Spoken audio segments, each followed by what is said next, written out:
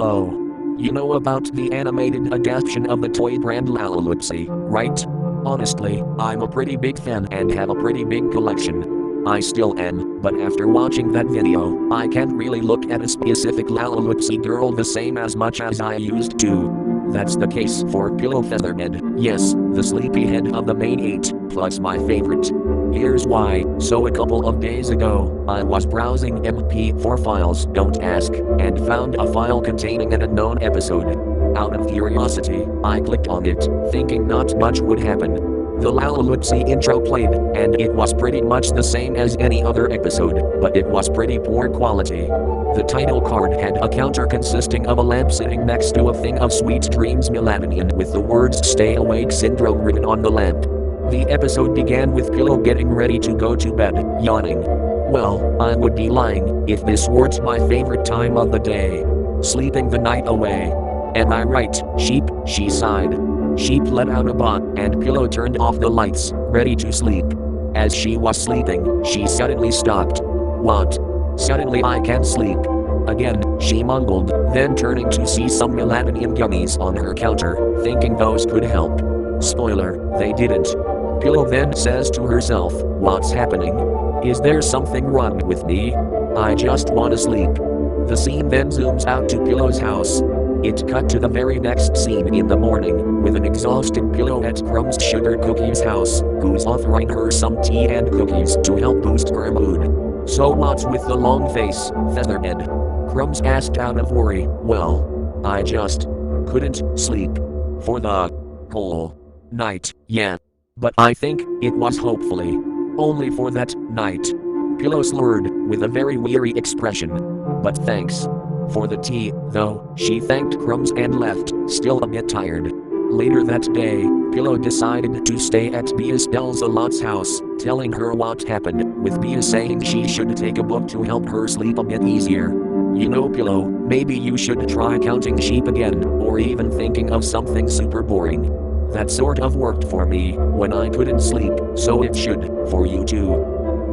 Later that night, Pillow told herself, well, hope this works. She read a few pages of the unnamed book but still could not sleep.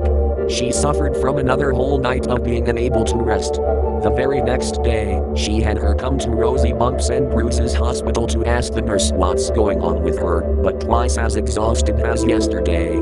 At first, Rosie just says she has minor sleeping issues, but after telling her some more things about her situation, Rosie diagnosed her with stay-awake syndrome, a disease with no known cure. Pillow, for some reason, walks out of Rosie's hospital after her diagnosis and into Pickles B.L.T's diner with little to no explanation as to why. She then says that she needs about 8 coffees, but after getting them, she dumps them all over herself, now with a twitchy eye or button. That's when things started to get pretty concerning. Sugar, why'd you do that? Pickles asked out of confusion. Pillow didn't explain and just ran. It just panned up to the sky. The next shot showed the night sky and transitioned into Pillow's house. I noticed Pillow was sitting in the left corner of her house in a fetal position, while rocking back and forth and mumbling, I need rest. I need rest. This went on for a full minute and a half. Sometime after that madness mantra, Sheep then brought a clock and began leaping over it for around 9 seconds, hoping it would at least do something. That also did nothing. We then get a montage of her consuming melatonin, reading the book Bea gave to her, and counting sheep, even hallucinating a tall, red figure with a rather creepy and deranged expression. I was creeped out a bit, so I paused it and went to grab a glass of water mixed with Kool-Aid.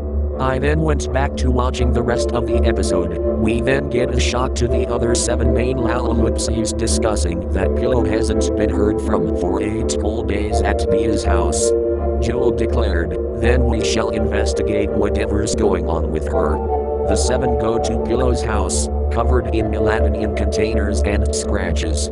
Pillow was huddled in the corner, and then she suddenly twisted her head 180 degrees to face the others. I noticed Pillow started to gain bloodshot sclera, her neck began to twitch randomly, her hair was messier than usual, and she suddenly was mouthless. For some odd reason, her right hand was now replaced with a knife, in which she used to slice Peanut Big Chop's throat open and gouge out her left eye. She chased after the others with said knife, managing to slaughter Jewel and Spot Splatter Splash, with one getting beheaded and the other getting her eyes gouged out. Oh my gosh! I heard Starlight exclaim just before getting her face completely torn off by you know who at this point.